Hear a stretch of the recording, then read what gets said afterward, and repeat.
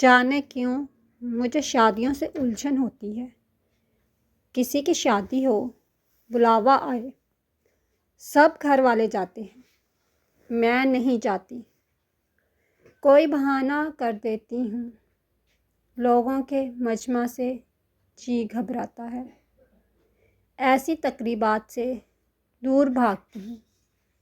اس روز بھی کزن کی شادی تھی، ہمارے گھر والے وہاں گئے ہوئے تھے اور میں تنہا اپنے کمرے میں بیٹھی تھی۔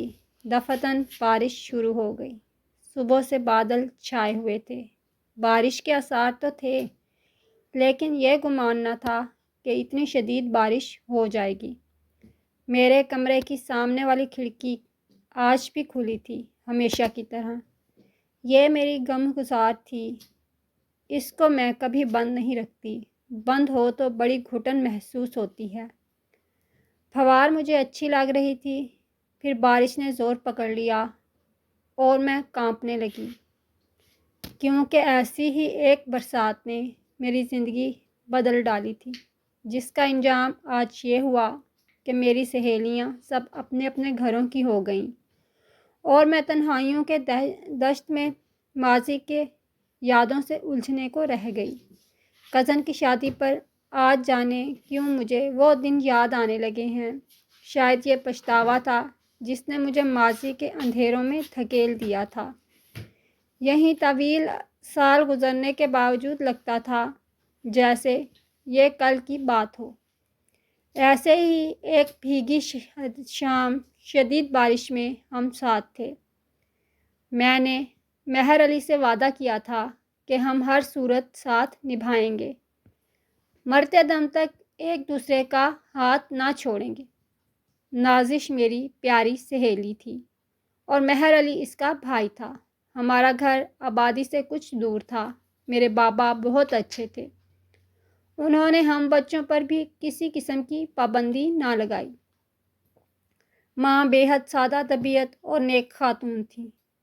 وہ میری سہیلی نازش کو بیٹی کی طرح پیار کرتی تھیں اور مہر علی کو بیٹا کہتی تھیں۔ ہم دونوں اکٹھے اسکول جاتے، چھٹی کے وقت اصرار کر کے اسے گھر لے آتی۔ جب تک اماں اس کو اپنے ہاتھ کا پکا ہوا کھانا نہ کھلا لیتی، انہیں سکون نہ آتا۔ یوں ہی وقت گزرتا رہا اور ہم اسکول سے کالج پہنچ گئے۔ کالج میں مجھے اور نازش کو ہاتھوں ہاتھ لیا گیا، کیونکہ ہماری خوبصورتی اور دوستی بجائے شہرت تھی۔ سبھی جانتے تھے کہ ہم کتنی پکی سہیلیاں ہیں، ساتھ کھاتی پیتی، شاپنگ کرتی، ایک جیسے کپڑے بناتی۔ لوگ ہمیں سگی بہنیں سمجھتے تھے۔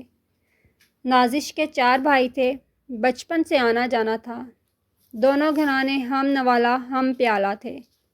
میرے بھائیوں سے اس کے بھائیوں کی گاڑھی چھنتی تھی، غرض کوئی روک ٹوک نہ تھی۔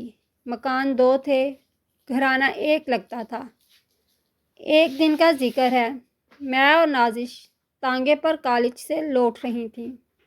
اس روز بھی صبح سے آسمان پر بادل چھائے ہوئے تھے اور موسم منموہنا ہو رہا تھا۔ اچانک تیز بارش ہونے لگی، راستہ خراب ہو گیا اور دیکھتے دیکھتے جگہ جگہ پانی جمع ہو گیا۔ سڑک پر اتنی پھسلن تھی کہ قدم جما کر چلنا مشکل ہو رہا تھا۔ ایسے میں گھوڑے کا پاؤں رپٹ گیا، جس سمت میں بیٹھی تھی تانگا اسی طرف کو الٹ گیا، جس کی وجہ سے نازش کو تو کم چوٹیں آئیں، لیکن میں سخت مضروب ہو گئی۔ بازو میں بھی فریکچر ہو گیا۔ آنن فانن لوگ اکٹھے ہو گئے، گھوڑے کو اٹھایا، تانگے میں سے ہم کو نکال کر فوراً ہسپتال پہنچایا گیا۔ میں سڑک پر گرتے ہی بے ہوش ہو گئی، مگر نازش ہوش میں تھی۔ مدد کرنے والوں نے اس کو تسلی دی، ایڈریس پوچھا اور پھر گھر والوں کو اطلاع دی۔ شومیری قسمت، اس وقت گھر میں کوئی مرد موجود نہیں تھا۔ نازش کے یہاں صرف اس کا بھائی مہر علی تھا۔ وہ بھاگم بھاگ ہسپتال پہنچا، میری حالت دیکھ کر حواس باختہ ہو گیا اور فرش پر گر گیا۔ تبھی ڈاکٹر نے اس کو فوراً طبی امداد دی۔ میرا علاج کافی لمبا چلا، وہ روز اسپتال آتا، میری عیادت کرتا، جو کام ہوتا وہ انجام دیتا۔ اسی دوران نازش نے بتایا، سائرہ تمہیں پتہ ہے جب تم کو حادثے کے روز دیکھا تو تمہاری حالت ایسی تھی کہ بھائی بے ہوش ہو گیا تھا۔ میں نے سہیلی کی بات سنی تو ہنستی، کہا بھائی یہ سب کچھ ایسے اچانک نہیں ہوتا، ضرور اس کے دل میں میرے لیے خیال بہت پہلے سے ہوگا، شاید بچپن سے۔ اظہار ضروری نہیں ہوتا، مگر بعض دفعہ ایسے مواقع آ جاتے ہیں کہ دل کے معاملات کھل جاتے ہیں، آدمی بے بسی کی تصویر بنا رہ جاتا ہے۔ خیر ایسی باتیں کر کے ہم دونوں ہنستی رہیں اور بات کی گہرائی کو نازش نے محسوس نہ کیا، جب کہ میرے دل کے پاتال میں یہ بات اترتی چلی گئی کہ کوئی ہے جس کو میرا اتنا احساس، اتنا خیال ہے۔ ہم نے جو باتیں آپس میں کیں، جانے کس رنگ میں نازش نے مہر علی سے جا کے کہیں۔ اس نے مجھے پیغام بھیجا، سائرہ جو تم نے کہا ہے سر آنکھوں پر، ہمارا رشتہ پکا ہے، اب یہ وہ حوادث زمانہ سے ٹوٹنے والا نہیں ہے۔ بے شک سارا جہاں بدل جائے ہم نہیں بدلیں گے، یہ وعدہ رہا، تم بدل نہ جانا۔ پتہ نہیں یہ سچ تھا کہ اس نے مذاق کیا تھا، مگر عجیب بات یہ تھی کہ جب اس نے یہ کہلوایا تب بھی بارش ہو رہی تھی۔ کہتے ہیں موسلا دھار بارش میں جو دعا مانگی جائے وہ ضرور پوری ہوتی ہے۔ تبھی دعا کی، اے اللہ جیسے آسمان سے تیری رحمت تیزی سے برس رہی ہے، اسی طرح تو میرے پاکیزہ جذبے کی حفاظت کرنا جس کو محبت کہتے ہیں۔ حادثے کے باعث میرے چہرے پر زخم کے نشان دائیں طرف گہرے تھے، بازو کا فریکچر تو ٹھیک ہو گیا مگر مکھڑے پر زخم کے نشان باقی رہ گئے۔ میں نے مہر علی کی عیادت اور نازش کی پیار بھری باتوں کا ایسا اثر لیا کہ مجھے خود پتہ نہ چلا کب میں مہر علی کی محبت میں گرفتار ہو گئی۔ جب گھر آئی تو بہت بدلی ہوئی تھی، چہرے پر زخموں کے داغ رہ جانے کا دکھ تھا۔ مہر علی کی جانب دن رات دھیان رہتا کہ وہ میرا چہرہ دیکھ کر کیا سوچے گا۔ یہ اب پہلے جیسا بے داغ نہیں رہا تھا، کہیں ان داغوں کی وجہ سے وہ مجھ سے دور تو نہ ہو جائے، اس فکر میں پریشان رہنے لگی۔ والد صاحب نے ایک سمجھدار اور اچھے ڈاکٹر سے میرا علاج کرایا، جس کے لیے باقاعدگی سے ابو ہر ماہ مجھے لاہور لے جاتے، کبھی ایک ماہ میں 2 بار بھی جانا ہوتا تھا۔ اس دوران مہر علی متواتر گھر آتا رہا، وہ میرے پاس نازش کے ہمراہ بیٹھا رہتا تھا، ہم اپنی پڑھائی کے بارے میں باتیں کرتے اور دنیا جہاں کی گپ شپ چلتی، لطیفے سنائے جاتے، وہ مجھے ہنسانے کی کوشش کرتا۔ مہر علی ذہین تھا اور خوبصورت بھی۔ میں جب اس کے اجلے اجلے پھول کی طرح کھلے ہوئے چہرے کو دیکھتی تو مجھے شدت سے اپنے چہرے پر پڑے داغوں کا احساس ہوتا، تب راتوں کو اٹھ کر روتی، دعا کرتی، اے اللہ میرے چہرے سے یہ داغ مٹا کر مجھے بے عیب کر دے۔ امتحان شروع ہو گئے، میں پرچے نہیں دینا چاہتی تھی۔ نازش نے کہا جتنی بھی تیاری ہے پرچے دو، فکر نہ کرو۔ اس کی ہمت دلانے پر پرچے تو دیے مگر ٹھیک طرح نہ دے سکی۔ جب رزلٹ آیا تو وہ A گریڈ میں تھی اور میں معمولی نمبروں سے پاس ہوئی تھی۔ بہرحال اس کی ہمت دلانے سے میرا سال ضائع ہونے سے بچ گیا۔ پرچوں کے دوران مہر علی نے آنا بند کر دیا مگر میں سکون سے پڑھ سکوں، مجھے بھی اس سے ملاقات کا موقع نہ ملا کہ اس سے حال دل کہہ سکیں۔ شاید لاشعوری طور پر میں نہیں چاہتی تھی کہ اس سے کوئی ایسی بات سنوں جس سے میری دل آزاری ہو جائے۔ حسرت رہی کہ وہ خود آ کر مجھ سے کہے کہ تمہارے داغدار چہرے سے میری محبت پر کوئی فرق نہیں پڑا، میں پہلے کی طرح تم سے پیار کرتا ہوں، اپنے وعدے یاد ہیں، ان کو نبھاؤں گا، غم نہ کرو، تمہارا تمام عمر ساتھ دوں گا۔ ایسے لفظ جو میں اس کے منہ سے سننا چاہتی تھی نہ سن سکی، انتظار میں میرے کان تھک گئے۔ نازش نے بہترین نمبر لیے تو کہا چلو تم کو ٹریٹ دیتے ہیں، پہلے پارک میں سیر کریں گے، پھر کسی اچھے ہوٹل میں کھانا کھائیں گے۔ میں تو پریشان ہو گئی، جانے مہر علی اب مجھ کو کس نظر سے دیکھے گا۔ امی نے کہا چلی جاؤ، تمہارے بچپن کی ساتھی ہے، کیوں انکار کر رہی ہو؟ اس کی خوشی میں شامل ہو جاؤ۔ پتہ نہیں کس کی نظر لگی ہے، جب سے ایکسیڈنٹ ہوا ہے میری بیٹی بدل سی گئی ہے، یہ وہ سائرہ ہی نہیں رہی ہے۔ خیر نازش مجھے لینے آ گئی۔ مہر علی گاڑی چلا رہا تھا، آگے نازش اس کے برابر بیٹھ گئی اور میں پچھلی نشست پر تھی۔ وہ بار بار آئینے میں میری جانب دیکھ رہا تھا اور میں دوپٹے کو اسی انداز سے اپنے رخ پر جما رہی تھی کہ چہرے کے داغ اسے کم سے کم نظر آئیں۔ بار بار نظر اٹھتی، وہ میری جانب دیکھ رہا ہوتا۔ ہم پارک پہنچ گئے، وہاں سارے پارک کی سیر کی۔ درخت آموں سے لدے تھے، تازہ پھل لیے، مگر میں نے ایک بھی آم نہ کھایا۔ مجھ کو لگتا تھا اگر اس کے سامنے بیٹھ کر کھایا تو میرے داغ کہیں اس کے دل پر نہ جم کر رہ جائیں۔ دل کا موسم عجیب تھا، سہما ہوا، گہری شام جیسا، اجلی صبح جیسا نہ تھا۔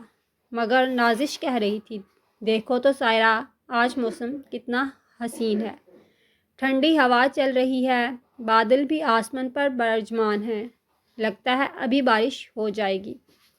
اس نے صحیح کہا تھا۔ یکدم گھٹا ٹوپ اندھیرا چھا گیا اور بارش شروع ہو گئی۔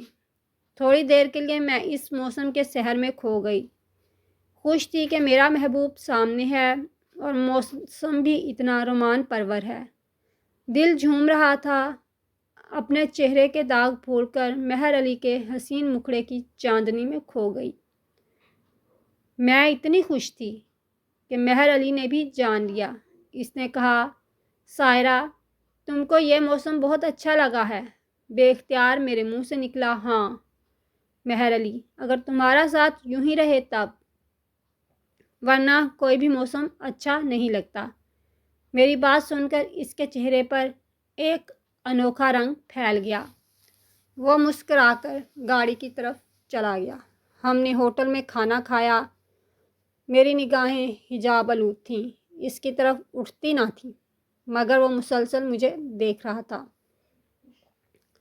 ابھی ہم کھانا کھا رہے تھے کہ اچانک وہاں نازش کی ایک دوست اپنے والدین کے ہمراہ دکھائی دی۔ یہ بھی کھانا کھانے آئے تھے۔ اخلاقاً نازش اٹھ کر ان کی طرف گئی، دعا سلام کرنے اور تھوڑی سی بات چیت کے لیے۔ اس دوران میں اور مہر علی اکیلے رہ گئے۔ تبھی ہمت کر کے میں نے کہا مہر علی، بے شک میرا چہرہ داغدار ہو گیا ہے، لیکن میری محبت بے داغ ہے، تم مجھے کب اپنانے آؤ گے؟ ایسا کہتے ہوئے دل دھڑکنے لگا، اس قدر زور سے دھڑکا کہ میں اپنے دل کی دھڑکن کو صاف سن سکتی تھی۔ یہ دھڑکن مجھ کو اپنے کانوں میں سنائی دے رہی تھی، مجھ پر کپ کپی طاری تھی، مگر ہمت نہ ہاری۔ میں نے اپنی الجھن صاف اس کو بتا دی۔ مہر علی، میرے کان دوبارہ اس قول و قرار کو سننا چاہتے ہیں جو ایک بار پہلے تم نے کیا تھا۔ وہ عمر بھر نبھانے کا وعدہ دہرا دو تاکہ میرا دل سکون میں آ جائے۔ میں اب تمہارے بغیر جی نہ سکوں گی۔ کیا اب بھی تم میرا ساتھ دو گے؟ میرے داغدار چہرے کے ساتھ۔ پتہ نہیں اس وقت میری ظاہری حالت کیسی ہو رہی تھی کہ مہر علی پریشان ہو گیا۔ اس نے کہا سائرہ، میں نے کبھی تمہارے بارے میں ایسا سوچا نہیں تھا، اب تمہاری حالت دیکھ کر مجھے سوچنا پڑے گا، اور وہ وعدے تو بچپن کی باتیں تھیں۔ بہرحال جواب مثبت ہوگا، تم میرا انتظار کرنا، میں تمہارا انتظار کروں گی جب تک زندہ ہوں۔ بس اتنا ہی ہم کہہ پائے تھے کہ نازش لوٹ آئی۔ ہم گھر واپس آ گئے۔ اس کے بعد میں اور زیادہ بے قرار ہو گئی۔ رات کی نیند دن کا سکون لٹ گیا۔ اٹھتے سوتے جاگتے چلتے پھرتے ہر طرف مہر علی نظر آتا تھا۔ सोचती थी दुनिया में शायद ही ऐसा हुआ हो कि किसी लड़की ने पहल की हो इकरार मोहब्बत में, लेकिन मेरे साथ ऐसा हो चुका था कि मुझको अपना होश ना रहा था, ये भी ध्यान ना रहा था कि मुझे अपनी अना के शीशे को भी ठेस नहीं पहुंचानी चाहिए, मगर दिल पागल और प्यार में बेख्तियार हो जाता है। यह भी मानी हुई बात है। कुछ दिनों में मेरा रिश्ता आ गया। सगे चचा ने अब्बू से कहा, यह मेरी बेटी है, बेशक चेहरे पर दाग पड़ गए हैं, मगर इससे क्या फ़र्क पड़ता है। इन चीज़ों से कोई अपनी औलाद को नहीं छोड़ देता। अब्बू ने भी यही फ़ैसला किया कि मेरी शादी चचा के बेटे साथ से हो जाए। मुझे बुलाकर समझाया, बेटी अब तुम्हारा जहन पढ़ाई में नहीं चलेगा, बेहतर है कि तुम इस रिश्ते को ना ठुकराओ। ये अपने हैं, इसीलिए तुमको चाहते हैं और उनको तुम्हारे चेहरे के दाग भी प्यारे लगते हैं। जब मैंने ये सुना, परेशान हो गई कि ये क्या हो रहा है। मैंने शादी से साफ इनकार कर दिया और कह दिया कि आगे पढ़ना है, इसलिए शादी नहीं करनी। दिल तो इसकी तरफ था जिसने कहा था इंतज़ार करना, मगर इसने ये मेरा दिल रखने को कहा था जब मैंने इजहार कर दिया।